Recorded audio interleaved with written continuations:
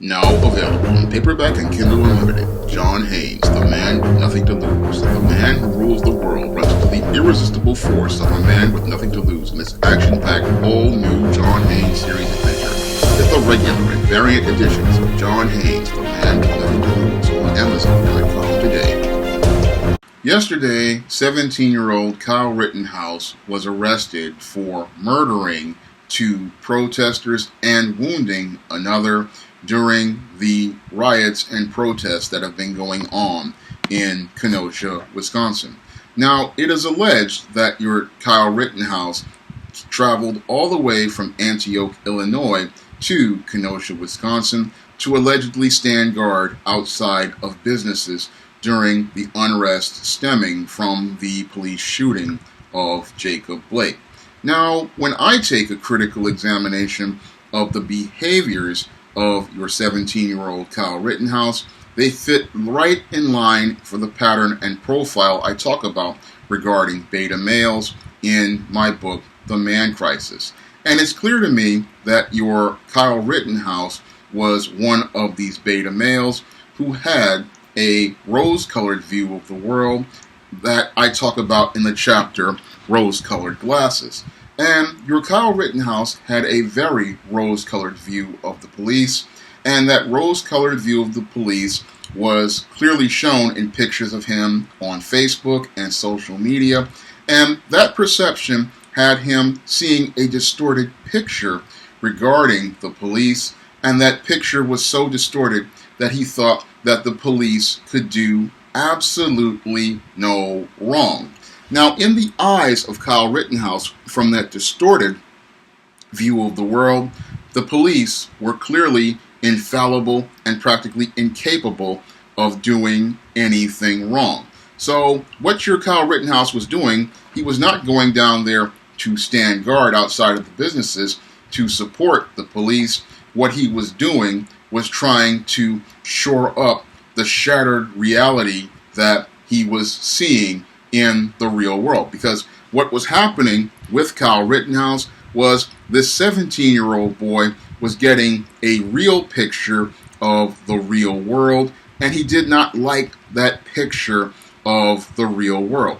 So he set about traveling 20 miles from Antioch, Illinois to this Kenosha, Wisconsin to try to rebuild his rose-colored view of the world and rebuild that rose-colored perception he had of police. This is the reason why he drove 20 miles from Antioch to your Kenosha carrying an AR-15 rifle. He traveled all that way, not, again, to help those businesses, but to help deal with his shattered world and his shattered perception of the world. And that's what made your Kyle Rittenhouse an extremely dangerous individual, and when confronted by people who were challenging his ideas about reality, that's when he wanted to go out here and do harm to those individuals, similar to what I talk about in my chapter, Mass Shootings and the Man Crisis. Because what your Kyle Rittenhouse really wanted to do in Kenosha, Wisconsin wasn't to protect those businesses. He wanted to participate in a mass shooting and do harm to these protesters who he thought were attacking his reality. Because, well, just like a small child who has a favorite character or a favorite toy or a favorite sports team, in most cases with a beta male like this, if you attack that character, if you attack their ideas about that character, or you challenge those ideas about that character, what happens is this individual winds up getting very emotional, gets very angry and defensive because you're saying bad things about a character that they like. And then if you continue to persist, these individuals get so hot, they want to go out here and do harm to the individual challenging their favorite character and their ideas or ideals about that favorite character they have projected onto that character. Because oftentimes with beta males, they will project ideals onto a favorite character and they want that character to be perfect all the time. And that's the same case with this Kyle Rittenhouse. He wanted the police to be seen as absolutely perfect, and he wanted to go out here and protect that ideal at any cost. And this is why your Kyle Rittenhouse traveled, again, 20 miles from Antioch to Kenosha with that AR-15. He was traveling there to protect those ideals about police, and he wanted to see those ideals preserved. Now, what is really troubling about this whole incident with Kyle Rittenhouse was how the police responded to him. Now, when you look at this, a 17-year-old boy who has traveled across state lines carrying an AR-15 rifle, you would think law enforcement would look at this individual and say there's something wrong with him. I mean, if you have 12-year-old Tamir Rice who is carrying a toy gun and police officers automatically take action to try to go after him, then why didn't they go after Kyle Rittenhouse at 17 years old carrying a loaded automatic weapon in the same fashion? Because I would think any good police officer would look at this 17-year-old boy, look at his body language, which they said was jittery and anxious, look at his facial expressions, and approach this young man and say, what are you doing here? What organization are you have? What group are you have? Because usually protesters come together in groups. They would look at this individual and he's carrying a loaded AR-15 rifle and see him as a threat.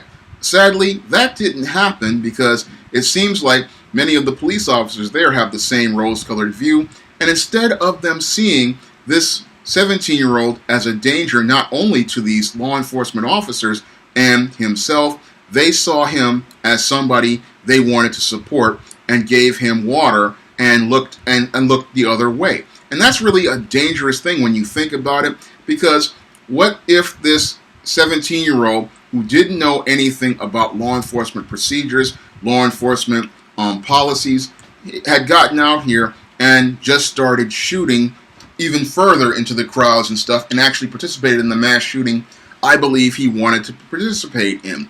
He could have killed not only those protesters, he could have killed other police officers and put their lives in jeopardy. And that's something law enforcement really wasn't thinking about in Kenosha, Wisconsin. They were so caught up in their emotions regarding this beta male, they couldn't see his clear and present danger. Moreover, any business owner should have looked at this boy and said, why is a 17-year-old boy standing out here with a loaded AR-15? He's not with our businesses. He's not with our business owners. Why is he here? That's a critical question any business owner would have wanted to ask during these riots. They would have said, look, this kid isn't with anybody. He is a threat to everybody around here. He's a liability to everybody around here. Why is he here? We did not ask for him to come here. We did not ask for him to support us. And that just shows, again, the deep racism that went on as related to this whole riots going on here, how they gave the 17-year-old Kyle Rittenhouse a complete pass that they didn't give Tamir Rice almost a decade ago when he was shot. Your Kyle Rittenhouse comes down from one part from Illinois to Wisconsin carrying an AR-15, and all of the white folks there give him a pass, but these same white folks wouldn't give Tamir Rice a pass for a toy gun. And that should trouble everyone around here in America regarding this Kyle Rittenhouse. It shows how racism and white supremacy blind people's perceptions regarding the clear and present dangers around them. I mean, you have a 17-year-old boy standing around carrying a loaded weapon, and this 17-year-old boy, again, has no real reason to be there. I mean, how can he stand guard? He has no security license. He has no gun license, and him just being there is a liability, and everybody's just sitting there giving him a pass because of his white skin. That's something that should trouble every white person out there. Here you have a 17-year-old minor, again, crossing state lines, carrying a loaded weapon, and police just give him a pass, and not understanding the danger not only to this 17-year-old boy, but the dangers to themselves. Because, again, bullets don't have names, and bullets could go anywhere, even into the through the body armor of a police officer, because an AR-15 rifle is a high-impact weapon, and this boy had a high-impact weapon designed to do harm to multiple individuals. I mean, this is something people aren't really thinking about as related to what's going on with this Kyle Rittenhouse and his danger, but I can clearly see the clear and present danger from this Kyle Rittenhouse and the clear and present danger from beta males and their whole perception of the world. Because when you have a beta male who has a rose-colored view of the world, and that rose-colored view winds up getting shattered, what happens is these beta males cannot deal with reality, and because they can't deal with reality, this is what leads to them exploding in a rage, where they wind up participating in a spectrum of violent behaviors. And that's what your Kyle Rittenhouse wanted to participate in at those protests. He wasn't going there again to stand guard outside businesses. He was going there to participate in a mass shooting. And he wanted to go out here and murder all of these protesters, because these protesters were the thing challenging his perception of the police. Because in his smooth world, the police were perfect, the police were good, the police were of no harm to anyone, and this was enabled by many of the echo chambers that your Kyle Rittenhouse was a part of, because your Kyle Rittenhouse spent a lot of time online listening to Trump videos and videos of other people who were pro-police, Blue Lives Matter. So your Kyle Rittenhouse was somebody who was living in an echo chamber, and again, that echo chamber amplified many of his rose-colored views and ideas, and that's why echo chambers are extremely dangerous. Because when I look at what happens with Kyle Rittenhouse, it shows me the dangers of online echo chambers, where people are constantly being bombarded with the same information that agrees with their opinions and validates their ideas and perceptions of the world. Because the one moment where they get a challenge to their rose-colored ideas about the world, this is the thing that leads to them winding up exploding in anger and then looking to do harm to others, because someone has challenged their rose-colored perception of the world. So this is what happens when you have an echo chamber, and this is what happens when you have individuals in echo chambers. They eventually become ticking time bombs, and then they wind up exploding in rage, and that rage is where they go out here looking to participate in a spectrum of violent behaviors. Your Kyle Rittenhouse, it was a 17-year-old ticking time bomb, and sadly, he went right by law enforcement, because law enforcement was spellbound and caught up in their own rose-colored ideas about Kyle Rittenhouse. They didn't see the clear and present danger, and everybody should look at this whole situation as related to your Kyle Rittenhouse and understand how dangerous it is for a beta male to be out here. And the whole thing is that how dangerous their perception of the world is out here, because they gave this guy a pass and he wound up committing murder. And that's something that should weigh on these police officers in Kenosha, Wisconsin, is they gave this murderer a complete pass to go out here and commit the murders he wanted to participate in. And that's all because they thought, oh, this guy, he's got white skin. He's no threat because he supports us.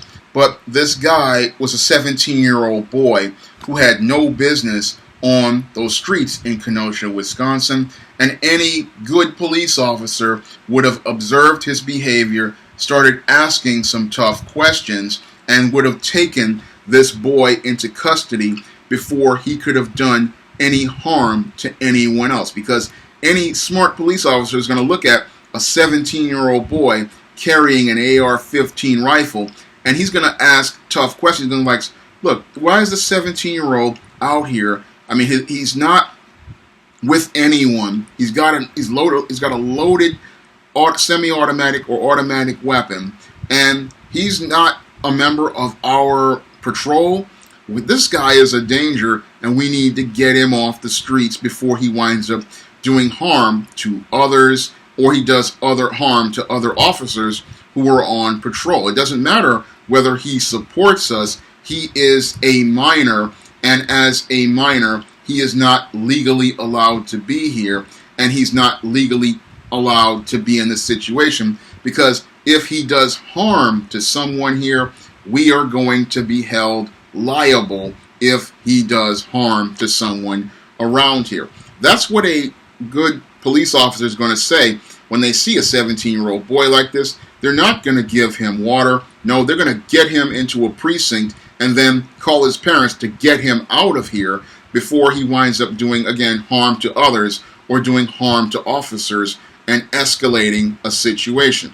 But that wasn't done because, again, you have many race soldiers in these police departments, and they encourage 17-year-old boys to go out here because they think, oh, if we can get this boy to go out here and do this harm, then it's of some good. But when I look at this situation, this was really dangerous. Again, you have militia members out here. Police officers have lost complete control because the only people who should be, again, out there in a riot are law enforcement officers and the National Guard. They should be the ones containing the situation, because when you have outsiders coming in, you're losing control of the situation. And that's what happens when you have beta males in leadership positions. You get chaos because there is no structure. You get chaos because there is no order. And when I look at this Kyle Rittenhouse, this white male, and what happened with him murdering those two protesters, it clearly reinforces the point that many black men have been making regarding America's criminal justice system, how there are two worlds, one black and one white, and how in both worlds there are two different standards of justice, because your Tamir Rice winds up getting shot by police officers for carrying a toy gun, but your Kyle Rittenhouse, a 17-year-old white male who is a minor and should have never been there, is allowed to walk the streets in Kenosha, Wisconsin, and get water and support while standing out there with a loaded automatic weapon, and nobody has a problem with it. I mean, that should make everybody in America really think. I mean, the white male, he not only goes out here with a loaded automatic weapon and when he's confronted by the police, they actually give him water and support, but the black male, when he goes out here with a toy gun, he is shot and killed and seen as a threat, proving the point as related to why people are protesting over the shooting of Jacob Blake. When a black man goes out here and he's seen by police, he's seen as a threat.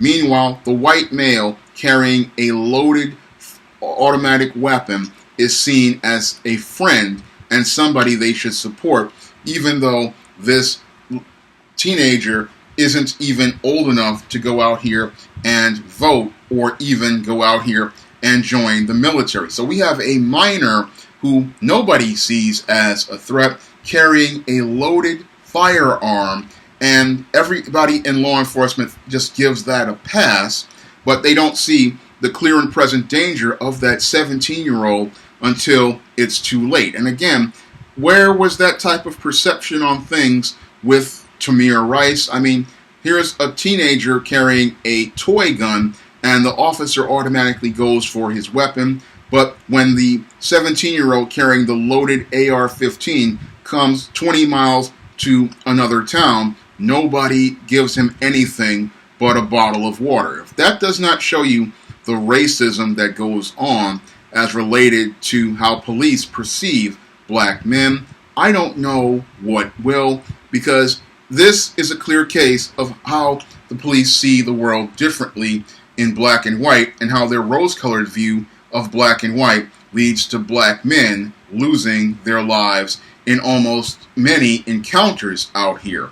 So when I look at this whole situation with Kyle Rittenhouse, it again is a textbook example of what I talk about regarding beta males in the man crisis, and it shows us how deep the man crisis goes in America's law enforcement, because for these law enforcement officers to give him a pass shows us how law enforcement has a lot of men in crisis working in many of these police departments, and how their perceptions are of black men and white men do harm to societies, because if these men cannot see reality clearly to identify clear and present dangers, they wind up leading to many people being put at risk, like some of these protesters who were murdered and injured, and they do more harm than good to anyone. So when I look at this whole situation critically,